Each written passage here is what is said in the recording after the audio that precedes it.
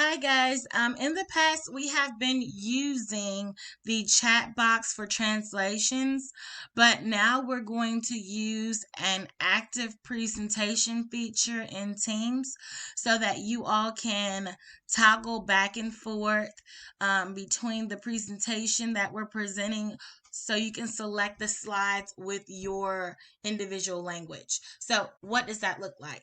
For the lesson that I'm going to use, it's over fungi, and there are 3 slides for every one slide that's going to be presented. And so if you would like to go to a slide in Spanish or in Arabic, when we're discussing the slide, you'll just click to the next slide for Spanish. If you want Arabic, you'll click to the slide after that. So even though the presenter is on this individual slide, you may be able to move back and forth to the slide of your choosing.